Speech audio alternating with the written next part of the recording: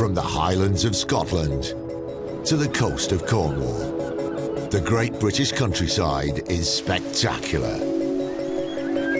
But we work and play in it at our peril.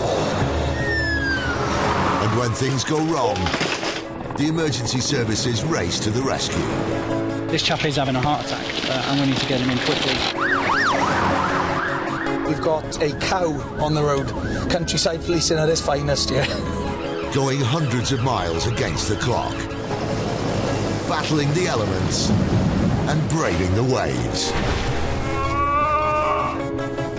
From fields and forests to cliffs and country roads. We'll be right at the heart of the action. With police fighting crime. I'm not arguing it, I'm reporting you for it. Paramedics saving lives. And lifeguards patrolling the seas. We're there as the emergency services pull together to pick up, patch up, and protect the public. This is Countryside 999.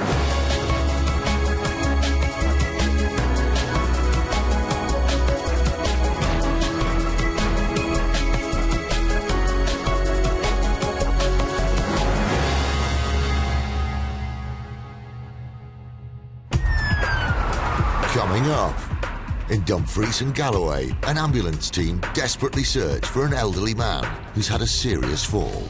Oh, this is a nightmare. In Cornwall, it's double trouble for the air ambulance crew, called to 2 emergencies on the same beach. We've let her go with the ambulance crew that's there. Now we can go and attend this other lady, which is just a bit further down the beach. But first, they've got to clear the skies. Attention, hang glider! And not far away in Penzance, there's a touch of tenderness in the hospital's urgent care centre. Let me know when it hurts. So apart from your... I'm so sorry. Yeah, that hurt.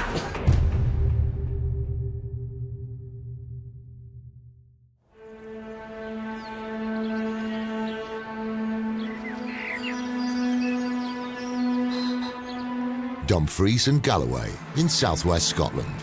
Mile after mile of rolling countryside as far as the eye can see. But it's not all forest and farmland. There's also 200 miles of rugged coastline. In the summertime, it lures holidaymakers looking to stray off the beaten track. But for the emergency services, reaching the remote bays and beaches can be a tough ask. When disaster strikes, they rely on their GPS and local knowledge to get them where they need to be. And if both of those let them down, well, that's when the trouble really begins.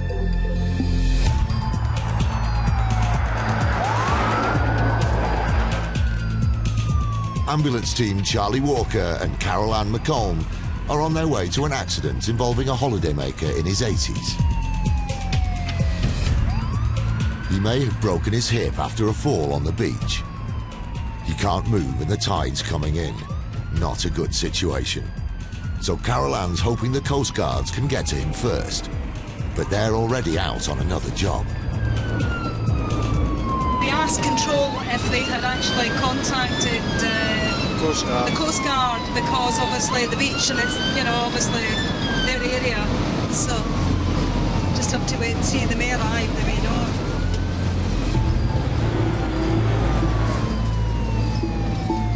It looks like they're on their own. The crew have been told the casualty's on a beach called Seawood, supposedly close to the village of Borg. Not according to the sat-nav, it's not. Neither of them's heard of the beach before, so they're relying on their gadget to get them there. Unfortunately, beaches don't come with a postcode. I think, according to our sat-nav, we're not going the right way. It's a maze of roads round about here. You're never sure you're on the exact right one. And we all know that feeling. But unhelpful sat-navs aren't the only problem facing country drivers. Oh, man. could only happen on a country road. Is Seawood Beach down here? Seawood. Seawood. Thanks a clue, mate. Thank you. Cheers.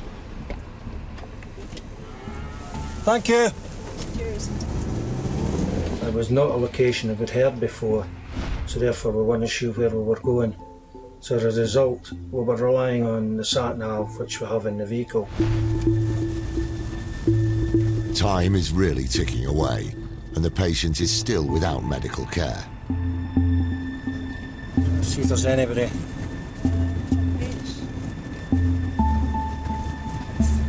I'll just take a quick run down there.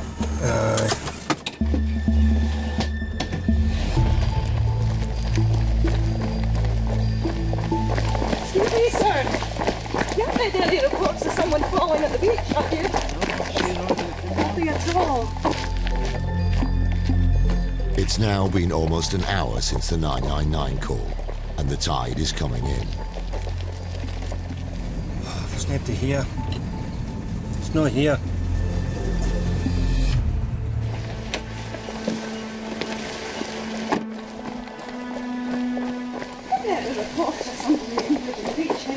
On the beach? Yeah.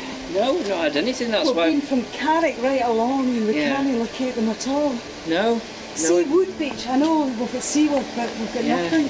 No, we've not No. had anything. Thanks. I was starting to get, you're getting frustrated because you know the person requires your help, requires treatment, and they are lying on a shoreline and we're not getting there. And within yourself, you start to worry about how quickly am I going to manage to get there to aid this person. This has turned into the kind of call-out ambulance crews dread. Oh, this is a nightmare.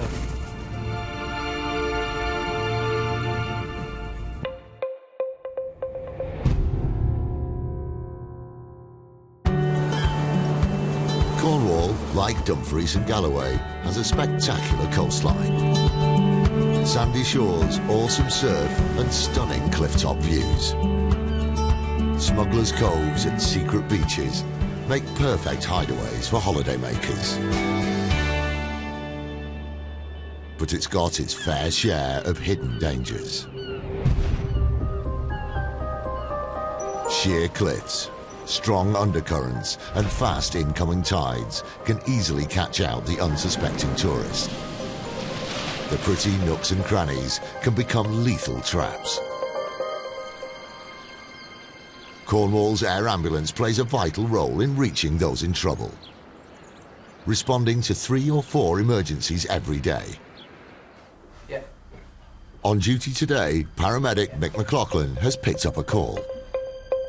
Okay, mate, on our way. It's an access problem. It's just a lady's fallen on the beach, and it's just a long way to get down to the beach.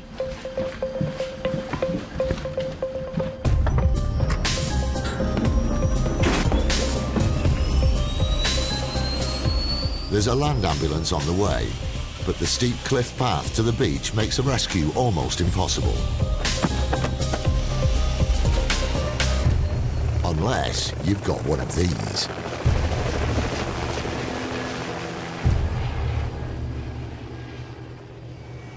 Today, Mick's in the back, and up front is second paramedic Steve Garvey and pilot Craig Webster. They're heading right across the peninsula from their base in Newquay to Whitsun Bay near Plymouth. If it's just on the beach, it's not a problem for us to access. If it's if cliffs are involved and rocks, then that tends to be more the domain of the search and rescue guys. You know, we need quite a nice flat area to land in. But it's just fairly common sort of call for us in the summertime around Cornwall. There's a lot of coastline that's difficult to access.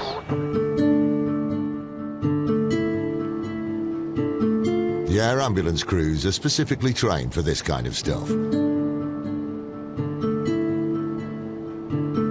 Reaching the places that other crews can't reach is what this ambulance service is all about. The tide's on our side, the low water is at 1 o'clock. So. Yeah. Some beaches, you know, high tide become completely inaccessible to us. But as long as the tide's all right, we can get in pretty well. So. There's an update on the casualty. 735, so just a bit more information for you. She is conscious and breathing, complaining of head pain, and both her arms are hurting too. Yeah, roger, that's all received. Right, eyes outside then. Look for somebody flapping. News that the casualty's got a head injury makes the call out more urgent than they originally thought. There's the ambulance at 9 o'clock. But the steep cliffs mean the air ambulance crew definitely have the advantage. I haven't actually got visual on the patient yet. Are they on your 12 o'clock now? They're that purple tent? Or left of that? 1 o'clock below. Oh yeah, okay. They spot the casualty on a rocky bit of the beach, but the helicopter needs a nice flat place to land. A decent-sized patch of firm sand nearby is just the job. Clear rocks your side, Steve? All clear. All clear all the way through this side. I think we're going to be waiting a long time for anyone else to come down.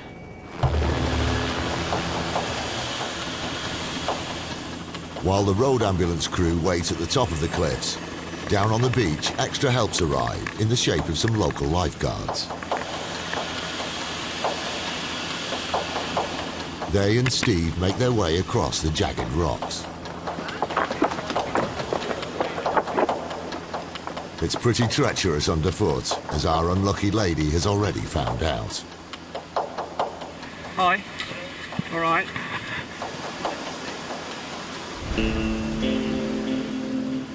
And Steve's about to discover poor Janet's taken a nasty knock.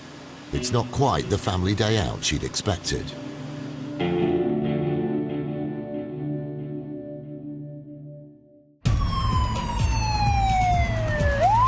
In southwest Scotland, ambulance technicians Charlie Walker and Carol Ann McColm are blue lighting to another shoreline emergency.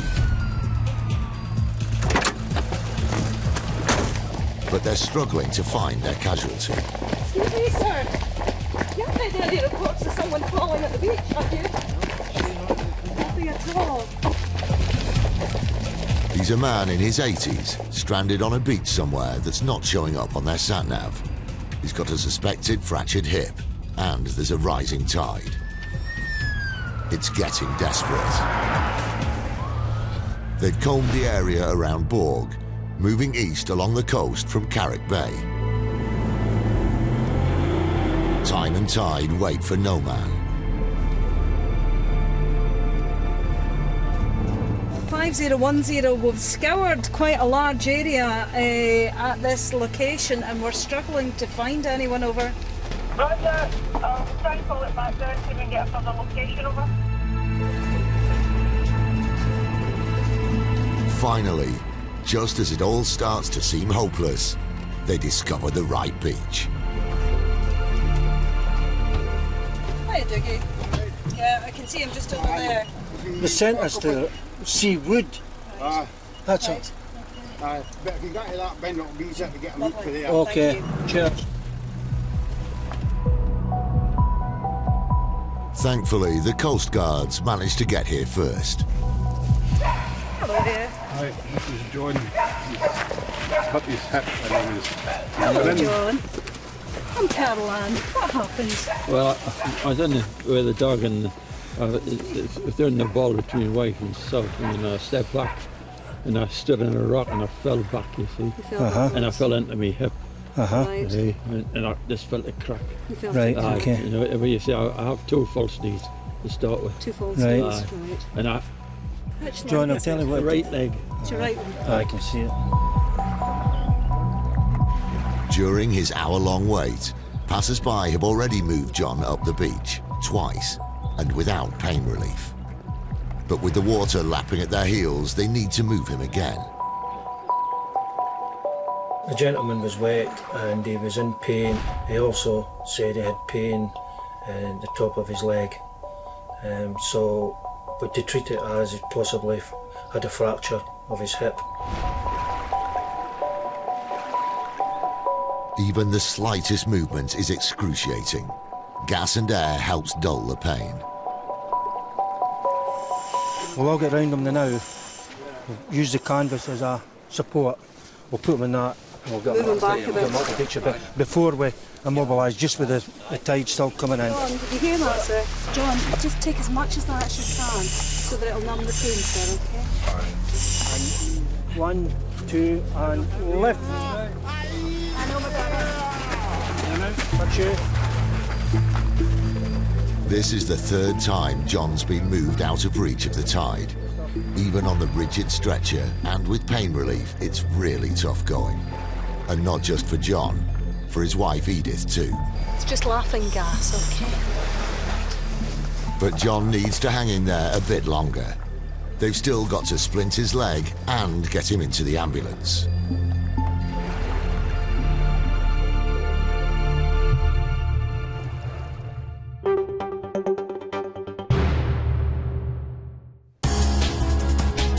Coming up, the race is on to rescue a second holidaymaker off the Cornish beach. We're getting slightly time pressured now. We've got an incoming tide which isn't too far away.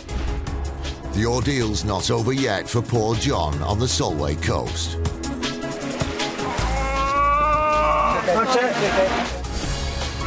But first, there's a burning issue to deal with in Penzance.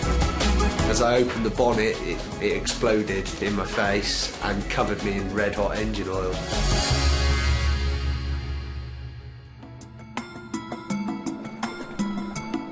In Cornwall, the sun is shining and the surf's up.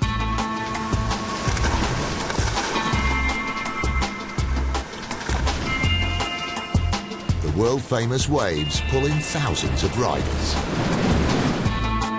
all looking for the best breaks and the best beaches. With the thrills come the spills. Many surfers end up in one of the UK's most far-flung hospitals, in the harbour town of Penzance, at the West Cornwall Hospital Urgent Care Centre.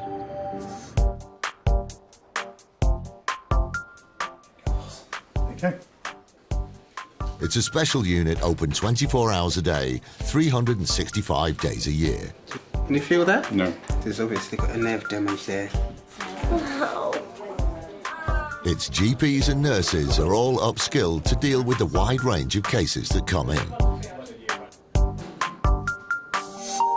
More than just minor injuries, not quite full-on A&E. Daniel's a surfer. He's had an accident, not on the waves, but on the way home in his van. Friend Benji's turned up to help keep a smile on his pal's face. Senior staff nurse Marie McLaren does the serious stuff. Have a look at this head wound now. You've got a red patch around there, and you've got some slight skin loss just over it. Just been for a surf at Cadreevy, and then we're driving up the A30 and the engine warning light came on, so I thought I'd open the bonnet and have a look myself. And as I opened the bonnet, it exploded in my face and covered me in red-hot engine oil. It was like a volcanic eruption in my engine. I opened the bonnet, and as I put my hand on the coolant tank, the cap just went bang, blew off, and then everything that was in the engine came out, and it is literally up the windscreen, over the roof of the van, complete engine compartment, and all over the road. So he's a muppet, basically, isn't he? Fortunately, when it exploded on my face, I had a pair of sunglasses on, so they took the brunt of it. I didn't get any in the eyes, otherwise I'd have been in a lot more pain now. So, right, yeah, I'd probably been somewhere else, I should imagine, having my eyes treated. Doesn't bear thinking about, really. I'm quite lucky. Yeah. Probably sink in when I get home just how lucky I am, I should imagine. Yeah.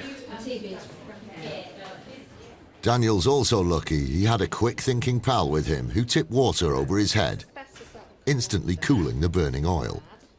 A power shower back at the hospital has got most of the rest of it off. Okay. What I'll do, I'll get the doctor just to come and sort of check everything, and then we can pop a dressing on there. Alright, get them to have a look. Going to end up with a big head bandage. Dr. Patrick Farrell has a good poke about to make sure they haven't missed anything. Absolutely nothing to see, which is good news. So I think you've been extraordinarily lucky. Yeah. Masterly inactivity is the right treatment. And it will all get better on its own. Yeah, excellent, excellent. Thank you very I'll much. let you escape. Thank you.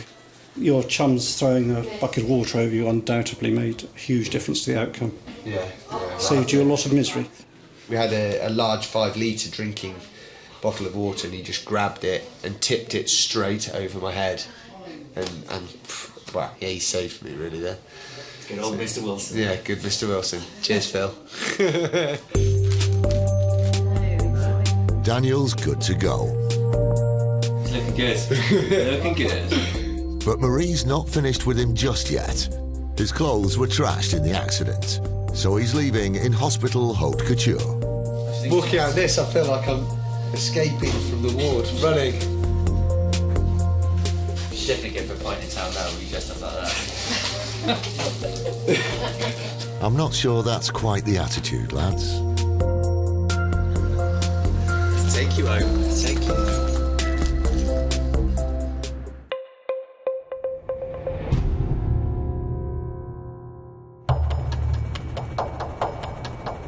In Cornwall, the air ambulance team have been called out to a holidaymaker who's slipped and fallen on rocks. Clear rocks your side, Steve? All clear. Air ambulance paramedic Steve Garvey hooks up with RNLI lifeguards who've hot-footed it from further along the bay. Along the rugged Cornish coast, land, sea and air rescue services must all pull together to help people in need. Hi. All right. They reach the casualty who's still lying where she fell. Janet, is it? Have you got any neck or back pain or anything? Not knocked out at all? No. Are you on your own here, Janet? No, we're all together. She's mother-in-law.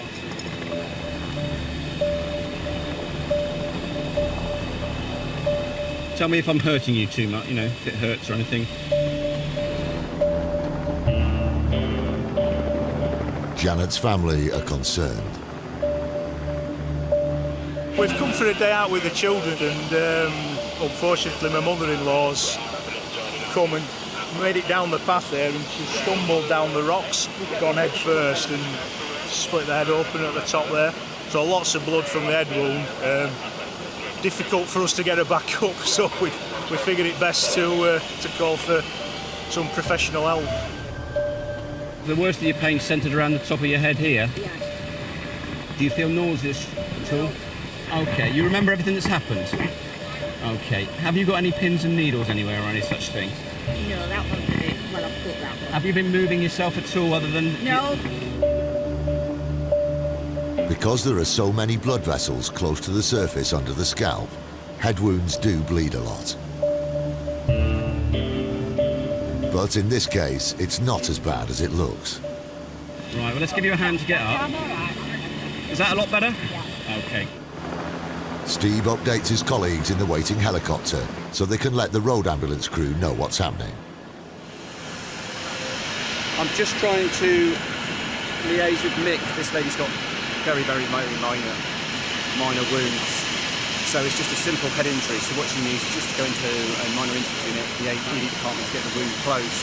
So at this stage, we're thinking about possibly using the helicopter to lift her up to the ambulance crew so she can have a nice, easy journey into hospital. Right, you all right? Yeah. You just get your bearings because you've been had a tumble, sat down. Turn round. Yeah. How do you feel? Headachy, but otherwise all right. Okay. I'll guide you into the aircraft with my colleague there, okay? Can I take the dinner with me? If you like. Can I have my bag? It's a good sign that Janet's still got her appetite. I'll just guide her in now, mate. I'll guide her in. The family's got a bit of a hike back up to the top, while Janet gets a lift. You're comfortable there, Janet? Yes, thank you. Lovely. But she's barely settled and the ride's over. And for the walk down to the ambulance, she's found a couple of nice young men to escort her. But for the helicopter boys, it's about to get a whole load more complicated. Another urgent call's come in for a second incident not far away. We've let her go with the ambulance crew that's there. Now we can go and attend this other lady, which is just a bit further down the beach. All we know at this stage is a possible fractured hip. The air ambulance guys need to get airborne again quickly, but there's a problem. Paragliders have taken to the skies. It's not safe to take off.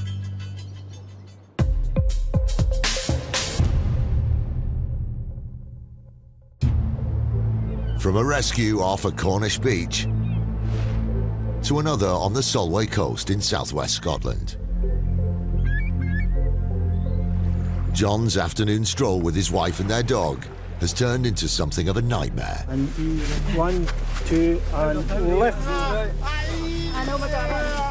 His suspected hip fracture is excruciating, and more than an hour after he fell, John's condition is deteriorating. He's on Entonox to ease the pain. It's tough for John, but vital they immobilise his leg.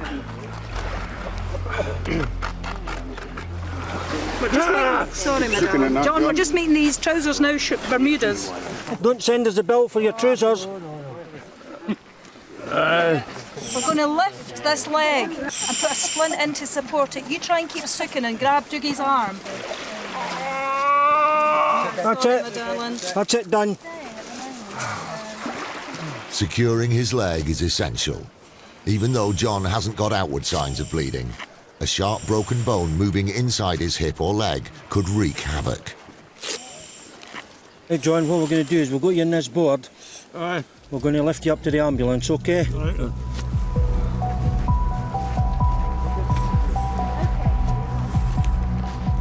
Getting him off the beach has been a real team effort.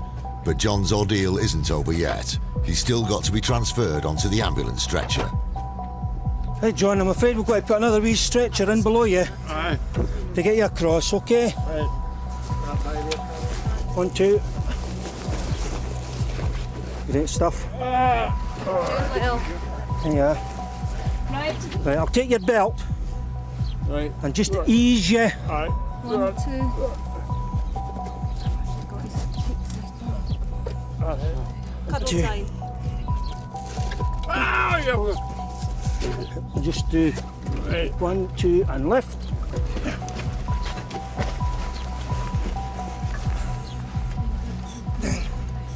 That's us.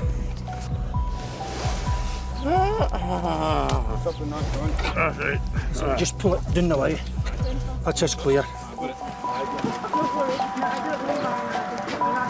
At last he's in, but he's suffering from cold and shock. I think they must have saw every piece of coastline that ever got to you. Why? It's a 30-mile journey to hospital in Dumfries. A vacuum mattress keeps him secure. Suction pulls the air out of it and you can form it around the patient's legs, which applies a kind of splint, plus it cushions it because of the distance it will have to travel. It makes it a lot better for the patient travelling.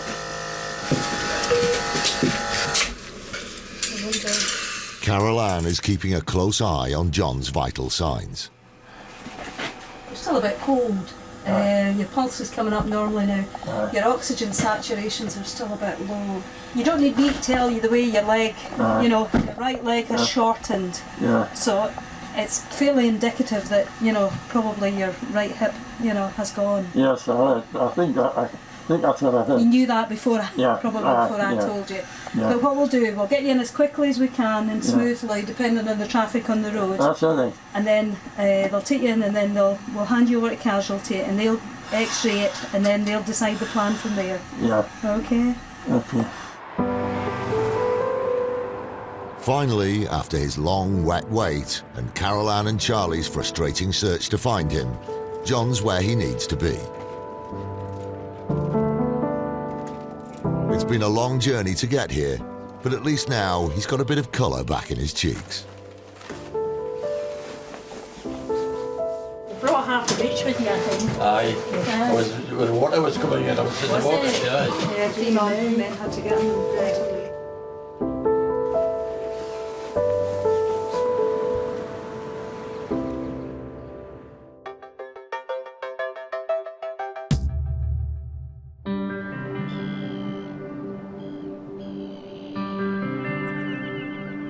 Over 400 miles away on the southern tip of England, life in Penzance revolves around the sea and the coastal waters.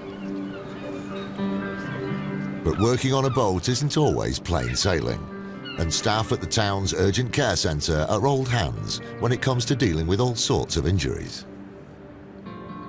Local ferryman Les has come in with a mystery complaint, a spot of indigestion and a painful knee. Senior staff nurse Verity Harding checks him out. Are you able to bend the knee at all so that you're in this kind of position? I think I will be able to, but it might take a while. I'm here till 9, don't worry. Oh, it's getting sore. Can you tolerate that? Yeah, so I can now. Let me know when it hurts. So apart from your... I'm so sorry. Yeah, that hurt. Should we see if we can keep it down here? Apart from your indigestion, any other medical problems at all? No. You're not on any inhalers? That's sore. I'm really sorry about this. So the reason I need to feel around here is to help me find out what's going on. Okay. It's really sore. Do you want me to carry on with your examination or do you want me to stop? Because I would like to examine it so I can try and find out what's wrong, but if you're taking my hands off you, it makes me think that you don't want me to have a look. It's really, really painful. I can understand it completely. I'm not going to make your symptoms worse by examining you. What I'm going to do is understand what's happening to your leg so we can sort out what's going on. Yep, carry on. Okay. What I'd like to do, because it does feel a bit warm, it's very, very sore to touch. I'd like to take some bloods from you and see if I can find out a bit more about what's going on. You haven't had any recent injuries around here? No. That's what's weird about it. And you haven't had any previous operations, but you're really, really, really tender. Even if we get to the bottom and find out what's happening with this, judging by the amount of pain you've got, I really think you're going to struggle to get back to work today. Les skippers the ferry from the mainland to the little island of St Michael's Mount, a few miles along the coast from Penzance. Walkable when the tide's out, at high tide, it's boat or nout. Les won't want to be losing business. It's high summer and peak tourist season. I was working and then I had to stop and I just wondered what was happening. It's not good for that sort of job, holding a boat in and stuff, so I'll have to hand it over to the apprentice.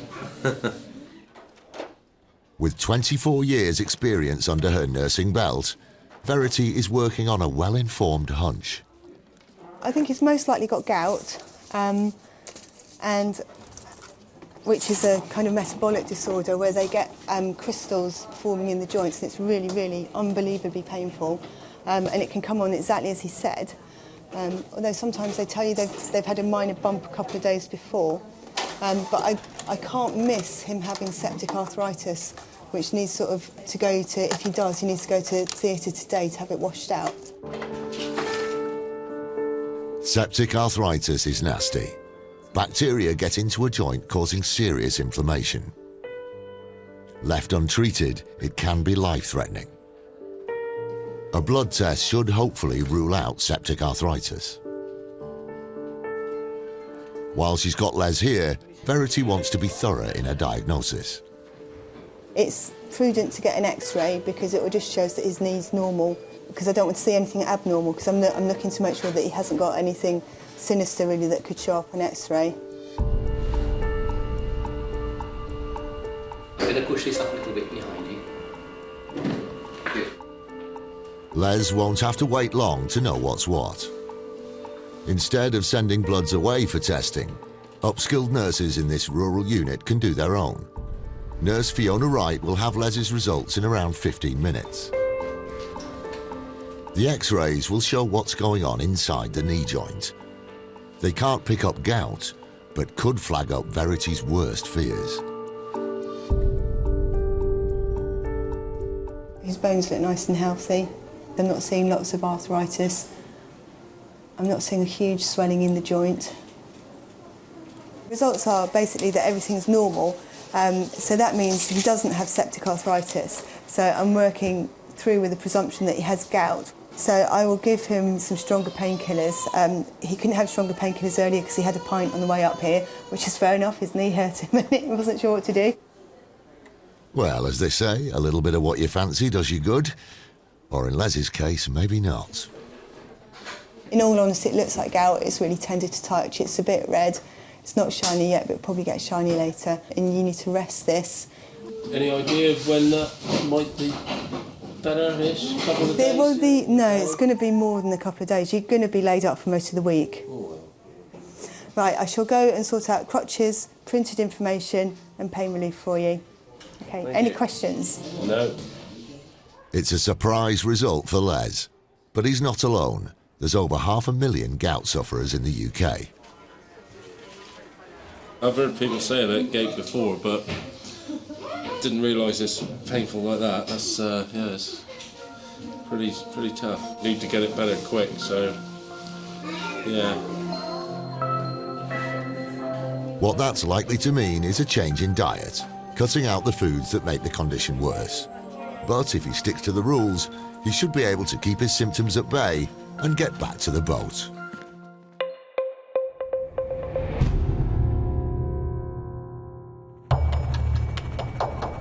Earlier, the Cornwall Air Ambulance picked up injured holidaymaker Janet. You're comfortable there, Janet? Yes, thank you. Lovely. But now there's another emergency further along the bay. While Janet gets treated in the ambulance, the helicopter's needed urgently for a second airlift, a girl with a possible hip fracture. But there's a problem.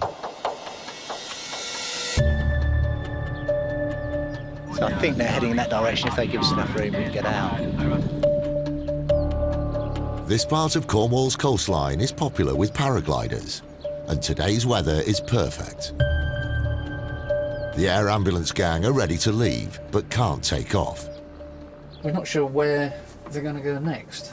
And of course, if the wind drops or if they have a problem, you know, it's unpredictable as to where they might go. So obviously a helicopter and a paraglider isn't a good mix. And that's putting it mildly. The Coast Guards head off to try and warn them away. I have a feeling that once the air ambulance takes off, they will get the message fairly sharply, and they'll be on their jolly way. In the meantime, we'll do what we can to keep them away. Attention, hang glider! Turns out you can't beat a loud hailer. The air ambulance crew are back in business.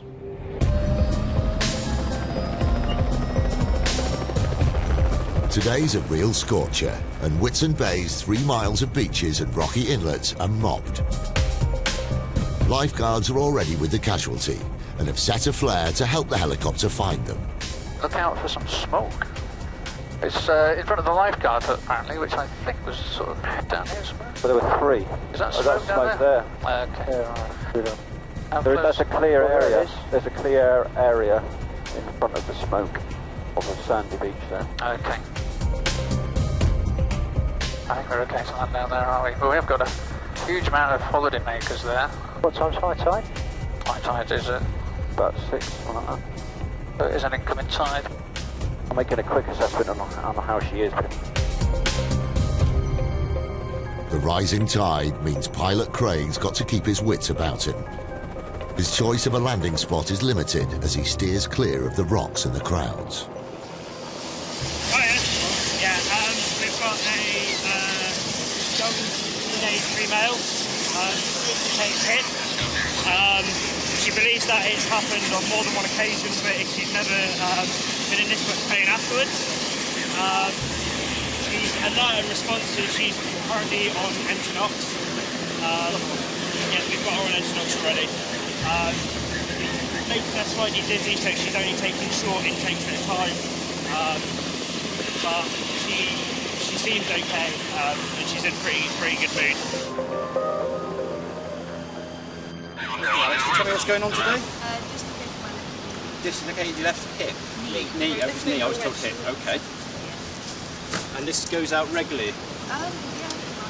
And what were you doing when this happened? You weren't doing anything? Running. running? I was running and it dislocated. Just twisted out of place.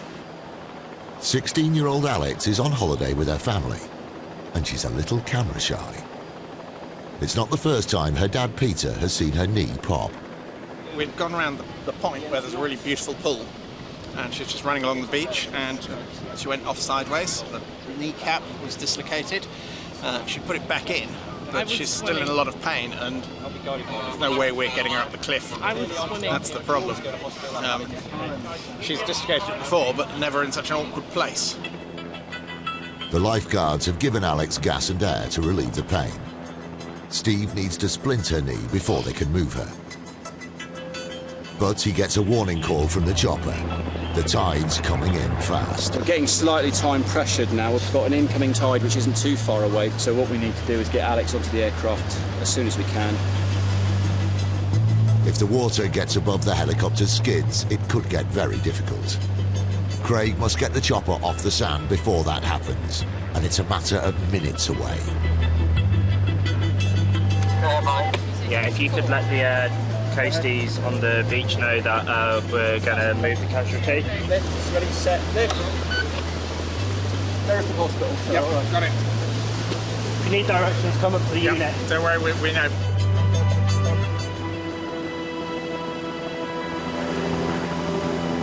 Good job the lifeguards are here to help, otherwise the tide might have won. She's in, and they're off. The water looked a bit close there.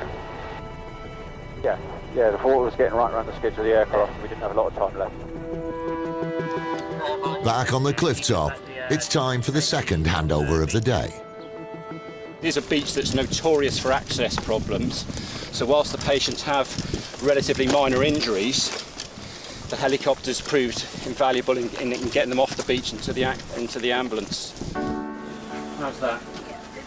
Brilliant, there we are. Right. With Janet already up back, that makes 2. Steve seems keen to make it 3. Well, we'll see if we can go and find you another one, eh? Yeah. The air ambulance guys have had their work cut out for them this afternoon. Just 2 hours since the first call, double rescue complete. All's worked out for the 2 patients. They've all received the appropriate treatment and we're now free to treat someone else.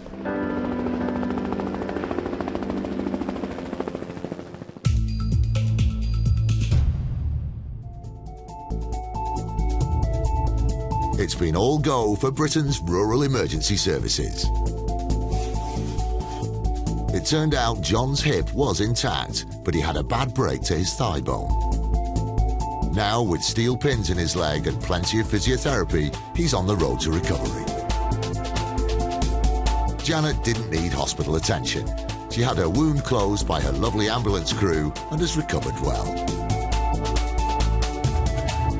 Daniel's burns have healed, leaving hardly any scarring, but he's not planning to hit the catwalk anytime soon. And who says nothing happens in the countryside?